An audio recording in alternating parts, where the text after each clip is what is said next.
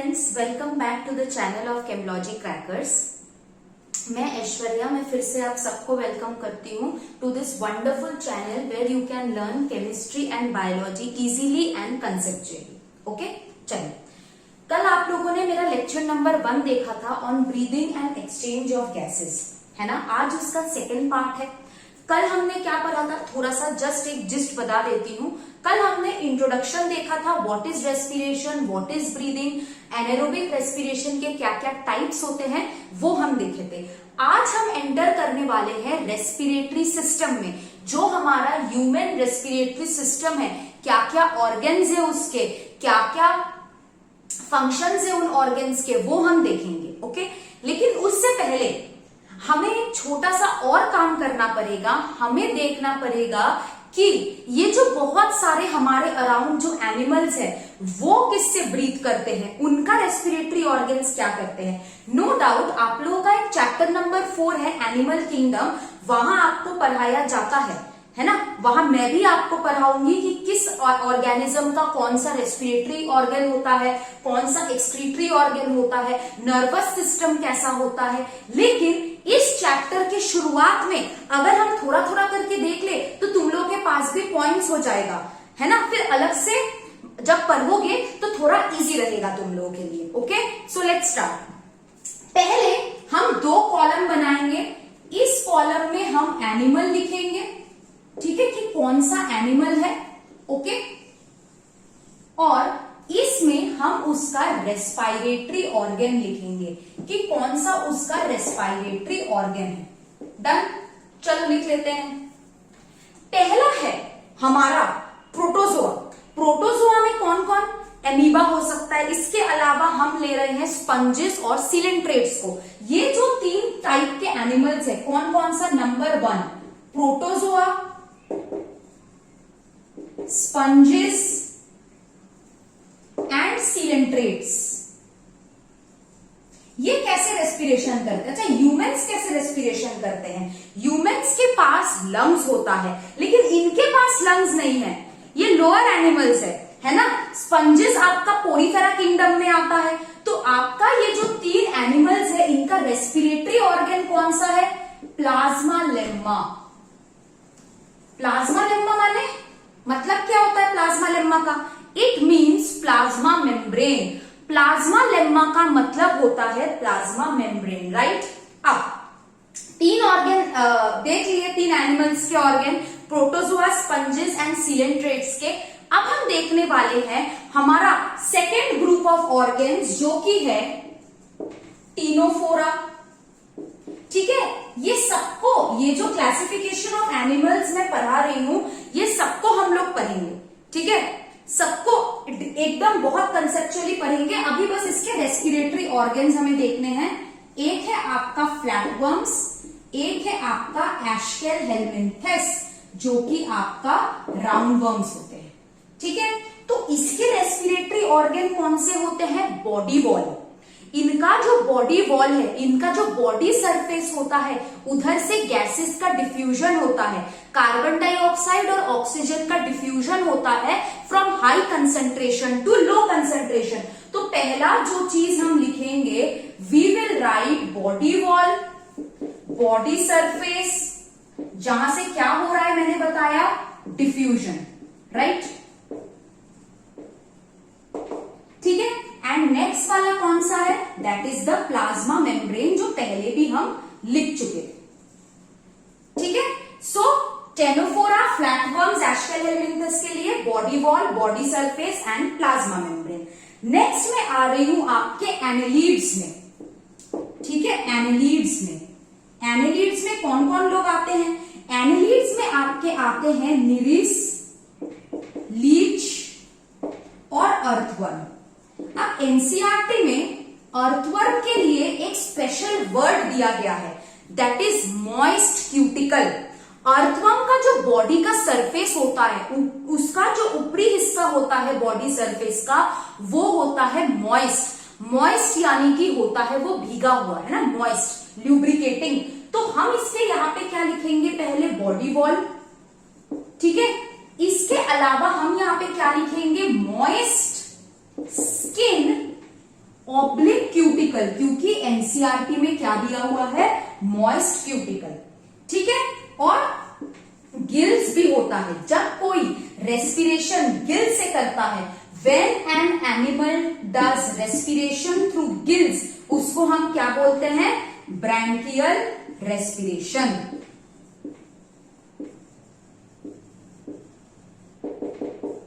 ठीक है, next annelids हो गया।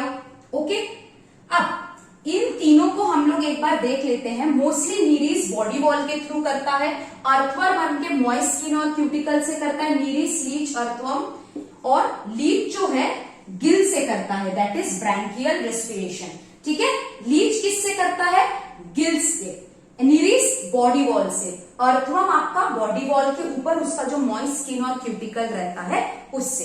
ठीक है, अब ये जो है, ये तीनों के बाद आते हैं हमारे आर्थ्रोपोडा। ठीक है, जो बहुत ज्यादा इंपॉर्टेंट है, वो थोड़ा बड़ा है, तो आप लोग इसको जल्दी से कॉपी कर लीजिए। उसके बाद मैं आर्थ्रोपोडा के बारे में आपको लिखा दूंगी। ठीक है, I am rubbing the board. ठीक है, आप लोग वीडियो चलते चलते इसका स्क्रीनशॉट भी ले सकते हैं, कोई दिक्कत नहीं है उसमें।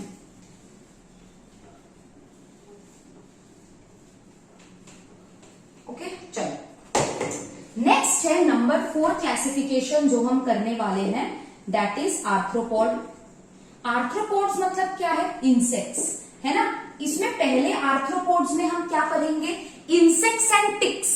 ठीक है, पहला इसका क्या है, इंसेक्ट्स एंड टिक्स। तो आपका जो इंसेक्ट्स एंड टिक्स जो है, ये कैसे अपना रेस्पिरेशन करते हैं, ये रेस्पिरेशन करते हैं आपका ट्रैकियल रेस्पिरेशन। कैसा respiration, tracheal respiration, right, tracheal respiration. Okay, अब ट्रैकियल रेस्पिरेशन के बाद नंबर 2 इंसेक्ट्स एंड टिक्स के बाद आपका कौन आ रहा है, क्रेफिश और प्रॉन्स। ठीक है, क्रेफिश और प्रॉन्स क्या करते हैं, क्रेफिश और प्रॉन्स यूज करते हैं गिल्स का, और मैम ने क्या बताया है, क्रेफिश और प्रॉन्स अगर गिल से रेस्पिरेशन करता है तो गिल्स, एनिमल जो गिल से रेस्पिरेशन करते हैं उस टाइप ऑफ रेस्पिरेशन को क्या बोलते हैं, ब्रैंकियल रेस्पिरेशन। अगर मैं लंग से रेस्पिरेशन करूं तो क्या होगा, पल्मोनरी रेस्पिरेशन। अगर मैं अपने बॉडी सरफेस से रेस्पिरेशन करूं, क्या बोलोगे उसको, क्यूटेनियस रेस्पिरेशन। ठीक है, मैं लिखा दूंगी, क्यूटेनियस रेस्पिरेशन मतलब बॉडी सरफेस से रेस्पिरेशन। गिल्स के थ्रू अगर कोई रेस्पिरेशन कर रहे हैं तो उसको ब्रैंकियल रेस्पिरेशन बोलते हैं। अगर कोई लंग्स के थ्रू रेस्पायर कर रहा है तो उसको पल्मोनरी रेस्पिरेशन बोलते हैं, राइट। हम क्या करते हैं, हम इंसान है, हम पल्मोनरी रेस्पिरेशन करते हैं, हम अपने स्किन के थ्रू ब्रीथ नहीं करते हैं, राइट, यस। चलो, क्रेफिश और प्रॉन्स के बाद ये गिल्स है। नेक्स्ट है आपका स्पाइडर्स। स्पाइडर तो सबके घर में होगा, कभी स्पाइडर काटा है ना। स्पाइडर जब काटता है ना, बहुत गंदा, वहां पे वो हर्ट हो जाता है, चोट लग जाता है, दाग भी बन जाता है, बच के रहना स्पाइडर से। तो स्पाइडर और स्कॉर्पियन जो है ये क्या करते हैं, बुक लंग्स। ठीक है, जो तुम्हारा किंग क्रैब है, ठीक है, जो तुम्हारा किंग क्रैब है वो किससे रेस्पिरेशन करते हैं, बुक गिल्स।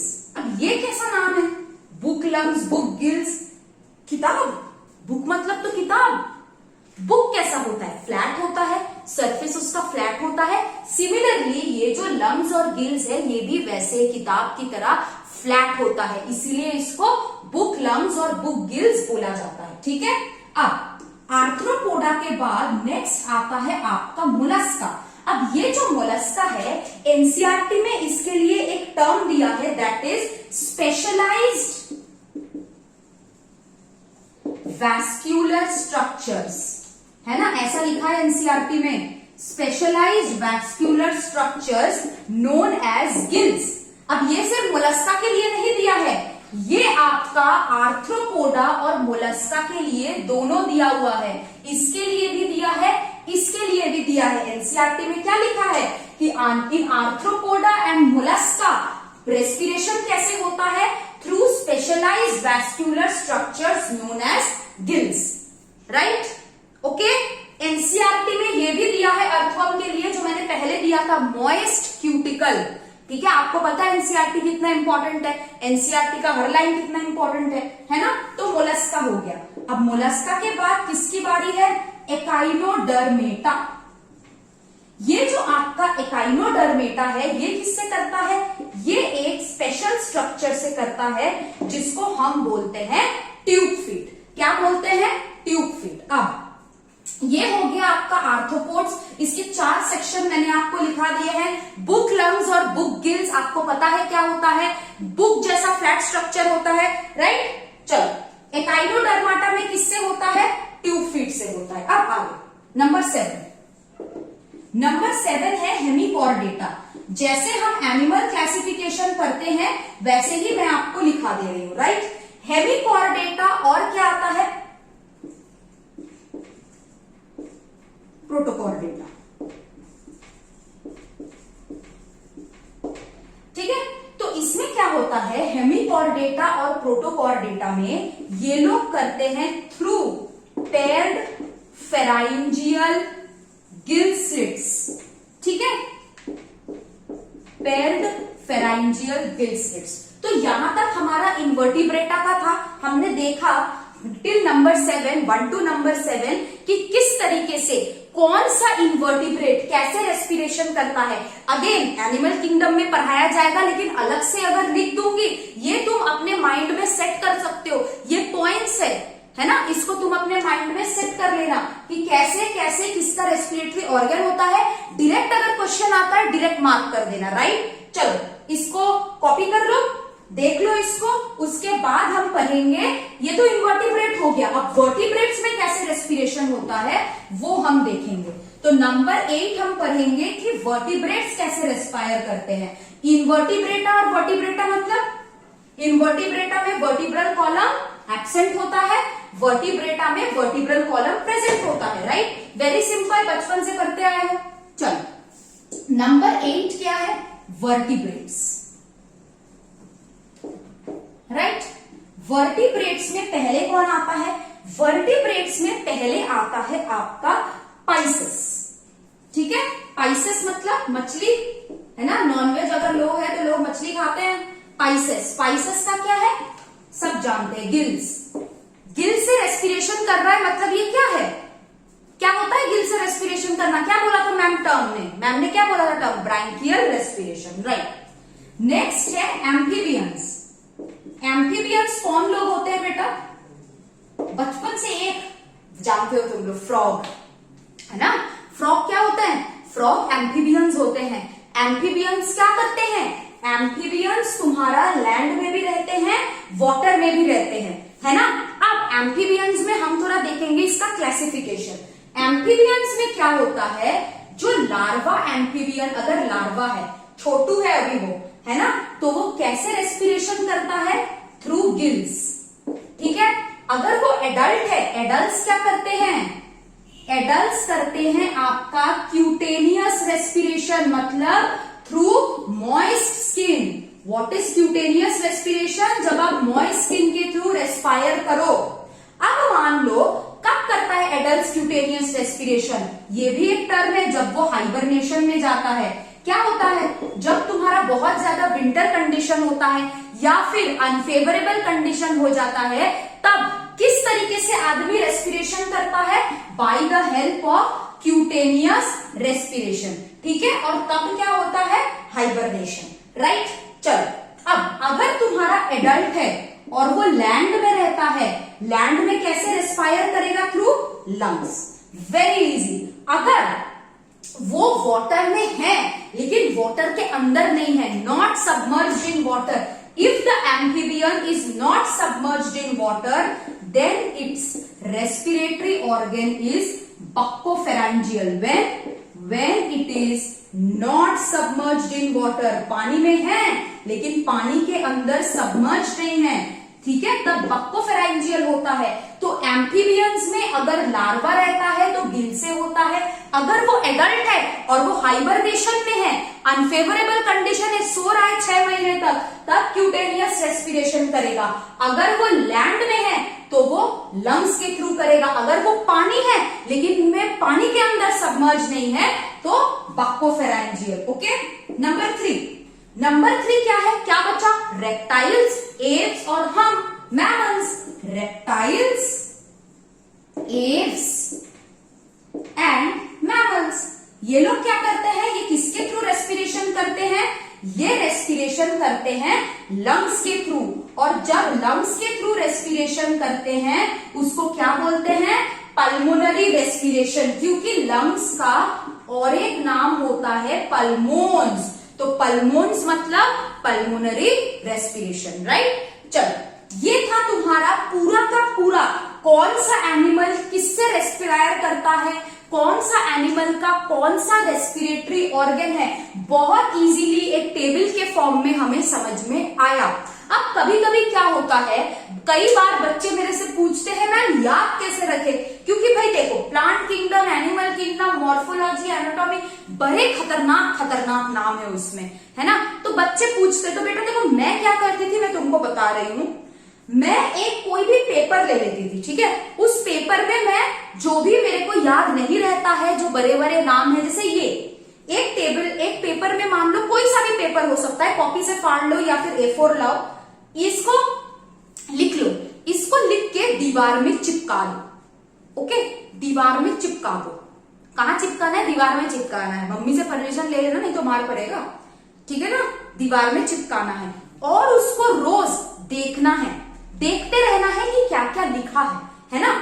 जोर जोर से पढ़ना नहीं है, देखना है। मान लो ब्रश करते करते देख रहे हो, कुछ स्नैक्स खाते खाते देख रहे हो, कुछ भी करते करते उसको दिन में कम से कम 4 to 5 टाइम्स तुम देखो। 10 डेज, आफ्टर 10 डेज बाद, आफ्टर 10 डेज तुमको डिफरेंस नजर आएगा। तुम मेरे को बोलोगे मैम मुझे सब कुछ याद आ रहा है, सो आफ्टर 10 डेज जो है सब लोगों को इसका पता चलता है, पूरा एकदम दिमाग में बैठ जाता है, तुम कभी नहीं भूलते हो।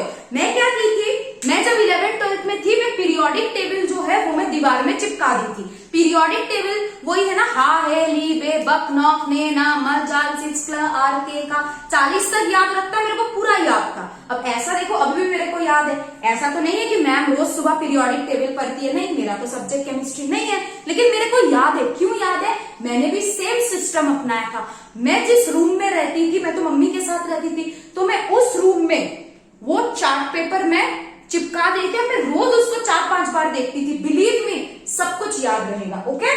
चलो, ये एनिमल के रेस्पिरेटरी ऑर्गन्स हो गए। अब हम लोग ह्यूमन रेस्पिरेटरी सिस्टम में घुसेंगे, right, in the next part of the chapter. चलो सब लोग इसको कॉपी कर लो, फास्ट इसको कॉपी करो सब लोग। चलो, लास्ट में क्या देखे हम लोग सबके रेस्पिरेटरी ऑर्गन्स देख लिए, राइट। अब हम लोग जो है, अब हम लोग एंट्री मारेंगे ह्यूमन रेस्पिरेटरी सिस्टम में। नाउ हमारा एंट्री हो चुका है ह्यूमन रेस्पिरेटरी सिस्टम में। अब ये जो ह्यूमन रेस्पिरेटरी सिस्टम है, it is divided into 2 parts. आपका जो ह्यूमन रेस्पिरेटरी सिस्टम है, इसको हम सॉरी 2 पार्ट में डिवाइड कर सकते हैं। कौन सा? एक है आपका कंडक्टिंग ट्रैक्ट, ठीक है, दूसरा है आपका रेस्पिरेटरी ट्रैक्ट, ठीक है। एक है आपका कंडक्टिंग ट्रैक्ट, दूसरा है आपका रेस्पिरेटरी ट्रैक्ट, ठीक है। There are 2 types of tract possible, one is the conducting tract and one is the respiratory tract. अब कंडक्टिंग ट्रैक्ट हम किसको बोलते हैं, एक्सटर्नल नेर्व से लेके 3rd ब्रोंकियोल तक, टर्मिनल ब्रोंकियोल तक, ठीक है। हम क्या बोलते हैं इसको, हम इसको बोलते हैं कंडक्टिंग ट्रैक्ट। तो कंडक्टिंग ट्रैक्ट में कौन कौन आता है आपका, एक्सटर्नल नेर्व्स आता है। एक्सटर्नल नेर्व्स यानी कि नोस्ट्रिल, आपका नेजल कैविटी आता है ना। नेजल कैविटी के बाद आपका इंटरनल नेर्व्स आता है। इंटरनल नेर्व्स के बाद आपका कौन आता है, इंटरनल नेर्व्स के बाद आपका फेरिंग्स, लैरिंग्स, ट्रैकिया, ठीक है, ब्रोंकाई, और ब्रोंकाई से लेके आपका 3rd डिग्री जो ब्रोंकियोल्स होता है, ठीक है, जो आपका ब्रोंकियोल्स होता है टर्मिनल ब्रोंकियोल तक, ब्रोंकाई से टर्मिनल ब्रोंकियोल्स तक आपका कंडक्टिंग ट्रैक्ट चलता है, ठीक है। रेस्पिरेटरी ट्रैक्ट में कौन कौन लोग हैं, रेस्पिरेटरी ब्रोंकियोल्स है, राइट, रेस्पिरेटरी ब्रोंक्यूल्स है, उसके बाद एल्वियोलर डक्ट है, ठीक है, और आपका एल्वियोलाई है, ठीक है। तो आपका जो ह्यूमन रेस्पिरेटरी सिस्टम है उसके दो पार्ट्स है, conducting tract and respiratory tract. Conducting tract में कौन कौन है, रेस्पिरेटरी ट्रैक्ट में कौन कौन है, ये हम देख लिए। अब जो पार्ट्स आपके कंडक्टिंग ट्रैक्ट में है उनका क्या काम है, और जो पार्ट्स रेस्पिरेटरी ट्रैक्ट में है उनका क्या काम है। कंडक्टिंग ट्रैक्ट में कौन कौन है हम देख लिए, external nares, nasal cavity, internal nares, pharynx, larynx, trachea, bronchi और टर्मिनल ब्रोंक्यूल्स तक। एंड रेस्पिरेटरी ट्रैक्ट में कौन कौन है, respiratory bronchioles, alveolar duct and alveoli. अब आते हैं कंडक्टिंग ट्रैक्ट में, ठीक है। अब हम किस में आते हैं, अब हम आते हैं कंडक्टिंग ट्रैक्ट में, ठीक है। कंडक्टिंग ट्रैक्ट में कौन कौन लोग हैं और रेस्पिरेटरी ट्रैक्ट में कौन कौन लोग हैं हम वो देख चुके हैं। अब हम लोग देखेंगे इसके फंक्शंस। कंडक्टिंग ट्रैक्ट का क्या फंक्शन होता है, नंबर 1, ये क्या करता है, ये एयर को एटमॉस्फेयर से लेके लंग्स तक ट्रांसफर करता है। Transports air from lungs, transport air from atmosphere to lungs, right. Number 2 इसका फंक्शन क्या है, ये एयर के फिल्ट्रेशन करता है, एयर का ह्यूमिडिफिकेशन करता है, मतलब एयर को बॉडी टेम्परेचर में लाता है। तो क्या क्या करता है, एयर फिल्ट्रेशन। एयर फिल्ट्रेशन का क्या मतलब है, प्योरिफिकेशन ऑफ एयर। जो हम एयर ब्रीथ कर रहे हैं उसमें काफी सारे डस्ट पार्टिकल्स रहते हैं, तो वो डस्ट पार्टिकल्स को एयर से कौन हटाता है, the conducting tract. And the third one is bringing air to body temperature, ठीक है, bringing air to body temperature, humidification of air, ठीक है, ह्यूमिडिफिकेशन ऑफ एयर। ये सब सारा काम किसका है, कंडक्टिंग ट्रैक्ट का है, राइट। कंडक्टिंग ट्रैक्ट क्या क्या करता है, एयर को लंग्स तक पहुंचाता है, उस सेम एयर का फिल्ट्रेशन करवाता है, और साथ ही साथ में उस एयर को बॉडी टेम्परेचर तक भी लाता है, राइट। अब रेस्पिरेटरी ट्रैक्ट का क्या फंक्शन है, रेस्पिरेटरी ट्रैक्ट का फंक्शन होता है, this is the actual site of gas exchange, ठीक है, this is the actual site of gas exchange, है ना। कार्बन डाइऑक्साइड और ऑक्सीजन के जो गैस एक्सचेंज हो रहा है, कार्बन डाइऑक्साइड बॉडी के बाहर जा रहा है, ऑक्सीजन शरीर के अंदर आ रहा है, ये किधर हो रहा है, आपका रेस्पिरेटरी ट्रैक्ट में, राइट। इसके अलावा जो आपके ब्रोंक्यूल्स है, ये ब्रोंक्यूल से कुछ कुछ सिक्रीशंस निकलते हैं। कैसे सिक्रीशंस निकलते हैं, इस सिक्रीशंस में रहता है आपका IgA। What is IgA, it is immunoglobulin A, मतलब ये इम्यूनिटी प्रोवाइड करता है ना। मैं ह्यूमन हेल्थ एंड डिजीज में पढ़ाऊंगी कि इम्यूनोग्लोबिन ए क्या होता है, ठीक है। ब्रोंक्यूल्स क्या करता है, कुछ सिक्रीशंस करता है जिसमें इम्यूनोग्लोबिन ए एंड और कुछ केमिकल्स रहते हैं जो क्या करता है, जो इन्फेक्शन को रेजिस्ट करता है, रेजिस्ट इन्फेक्शन की। आपके रेस्पिरेटरी सिस्टम का जो म्यूकोसा है उसमें किसी भी तरीके का इन्फेक्शन ना हो, इट रेजिस्ट इन्फेक्शन, ठीक है। कंडक्टिंग ट्रैक्ट का फंक्शन है एयर को लंग्स तक लेके जाना, रेस्पिरेटरी ट्रैक्ट का क्या फंक्शन है, गैस एक्सचेंज करवाना एंड ऐसे कुछ सिक्रीशंस निकालना जो कि क्या करता है, इन्फेक्शन को रेजिस्ट करता है। आई होप यहां तक सबको क्लियर है और हम जो है आगे बढ़ सकते हैं। आगे हम क्या करेंगे, अब हम पूरा का पूरा ह्यूमन एकदम रेस्पिरेटरी सिस्टम में घुस चुके हैं। अब हम लोग इसके आगे देखेंगे कि क्या होता है। Let's do it.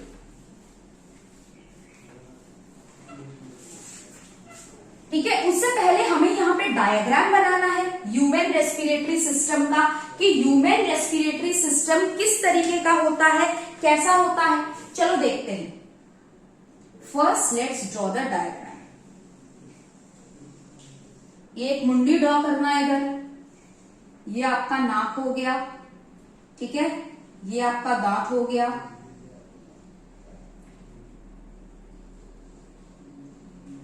दांत से याद आया, क्या आपके टूथपेस्ट में नमक है? सुने हो ये वाला? तो ये दांत है, वही दांत है जिसमें बोलते हैं ऐसा टूथपेस्ट इस्तेमाल करने के लिए जहां पे क्या हो तुम्हारा नमक। ठीक है, चलो अब इसको हम देख लेते हैं। ये जो नाक वाला एरिया है हमारा, ये हमारा नेजल कैविटी है। नीचे वाला एरिया जो है ये हमारा ओरल कैविटी है। हमें ओरल कैविटी से कुछ भी लेना देना नहीं है, क्योंकि हम यहाँ पे डाइजेशन नहीं पढ़ रहे हैं। हम यहाँ पे क्या पढ़ रहे हैं? We are studying the respiratory system, so we are interested about the respiratory system only. ठीक है, चलो यहाँ पे बना देते हैं।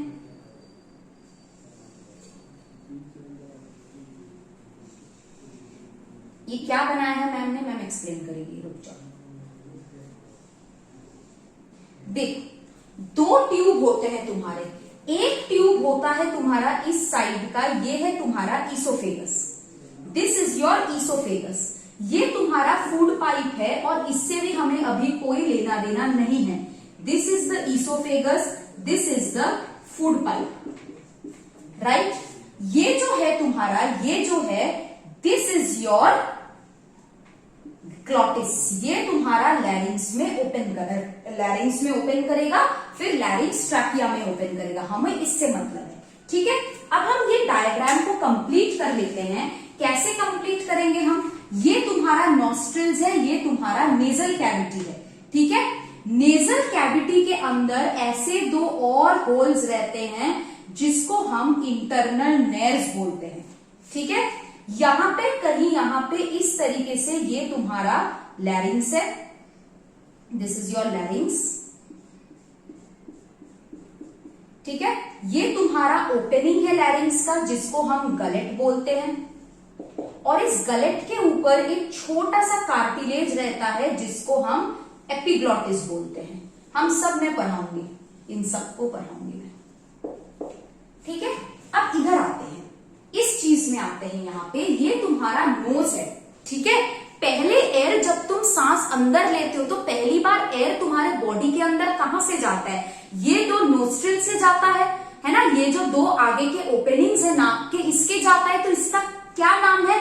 नोस्ट्रिल्स, या फिर इसको हम क्या बोल सकते हैं? एक्सटर्नल नेर्व्स, है ना। एक्सटर्नल नेर्व्स या फिर नोस्ट्रिल्स, राइट। दूसरा क्या है?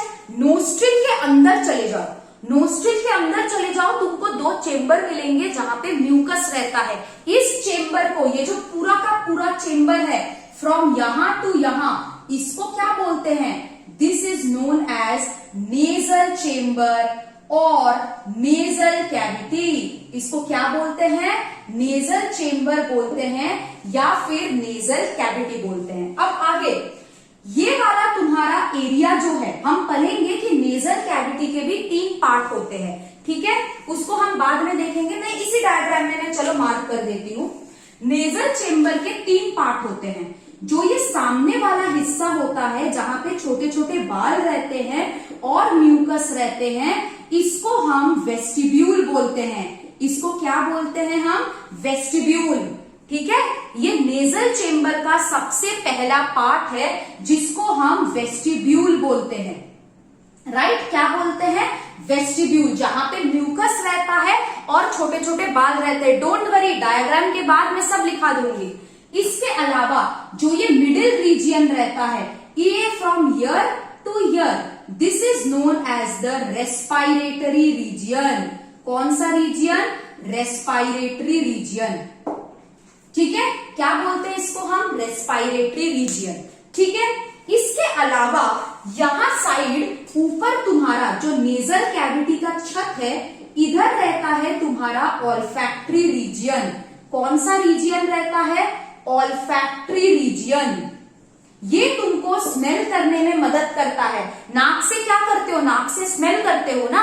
तो ये स्मेल जो तुम्हारे पास आता है, ये कहां से आता है? ऑल्फैक्टरी रीजियन से आता है, जो तुम्हारा नेजल कैविटी के रूफ में, यानी कि नेजल कैविटी के छत में प्रेजेंट है। ये तुम्हारा सामने वाला पोर्शन वेस्टिब्यूल है।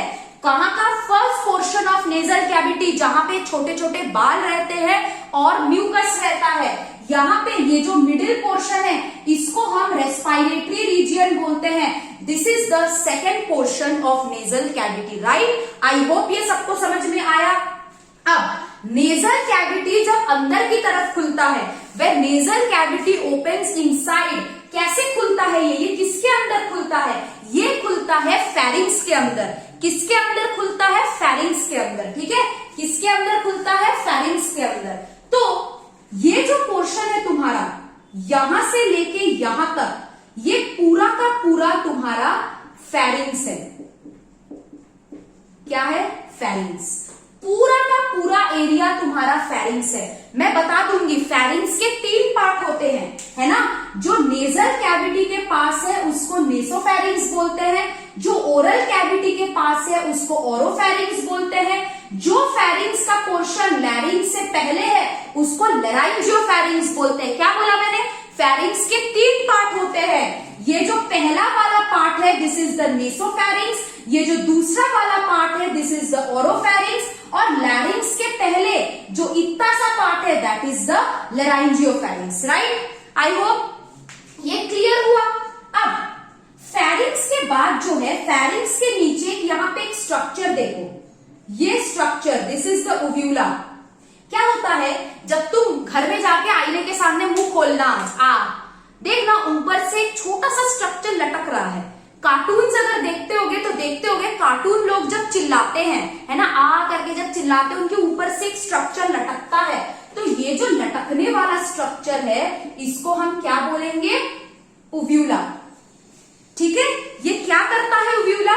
ये तुम्हारे इंटरनल नेर्व्स को बंद कर देता है। ये जो नेजल कैविटी फेरिंग्स के अंदर खुल रहा है, ये जो 2 तुम्हारे ओपनिंग्स है, ये 2, इसको क्या बोलते हैं? इसको बोलते हैं इंटरनल नेर्व्स। इसको क्या बोलते हैं? इंटरनल नेर्व्स।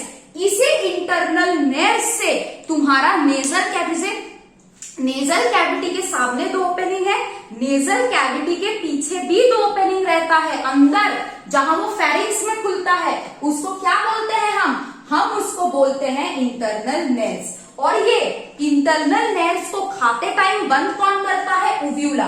ओव्यूला क्या करता है? ये नेजल कैविटी के इंटरनल नेर्व्स को बंद कर देता है ताकि खाना तुम्हारा नाक के अंदर यानी कि नेजल कैविटी के अंदर ना जा पाए। ओके, तो क्या होता है? जो तुम्हारा ओव्यूला होता है ये तुम्हारे इंटरनल नेर्व्स को क्लोज कर देता है ताकि कोई भी खाना तुम्हारा नेजल कैविटी के अंदर ना जाए, ठीक है। आई होप यहां तक सबको समझ में आया। ये क्या स्ट्रक्चर है गले के पास रहता है? This is your लैरिंग्स। लैरिंग्स के ओपनिंग को हम क्या बोलते हैं? लैरिंग्स के ओपनिंग को हम बोलते हैं ग्लॉटिस। लैरिंग्स के ओपनिंग को हम क्या बोलते हैं? ग्लॉटिस। ईसोफेगस के ओपनिंग को हम क्या बोलते हैं? गलेट, ठीक है। जो तुम्हारा लैरिंग्स का ओपनिंग है दैट इज ग्लॉटिस एंड जो ईसोफेगस का ओपनिंग है दैट इज गलेट। नीट में क्वेश्चन आता है कि लैरिंग्स के ओपनिंग को गलेट बोलते हैं लैरिंग्स के ओपनिंग को ग्लॉटिस बोलते हैं एंड ईसोफेगस के ओपनिंग को गलेट बोलते हैं, ठीक है। और यहाँ पे ये ग्लॉटिस के पास एक कार्टिलेज सा स्ट्रक्चर रहता है एपिग्लॉटिस। क्यों रहता है ये मैं बता दूंगी। तो ये था तुम्हारा ह्यूमन रेस्पिरेटरी सिस्टम का पूरा डायग्राम। इस डायग्राम में क्या क्या चीज हमने देखा? पहले तो 2 एक्सटर्नल नेर्व्स है यहाँ पे, ठीक है। देयर आर 2 एक्सटर्नल नेर्व्स जहां से एयर अंदर जाता है। एयर अंदर कहाँ जाता है? नेजल कैविटी में। नेजल कैविटी फिर अंदर की तरफ खुलता है 2 होल्स में, दैट इज इंटरनल नेर्व्स।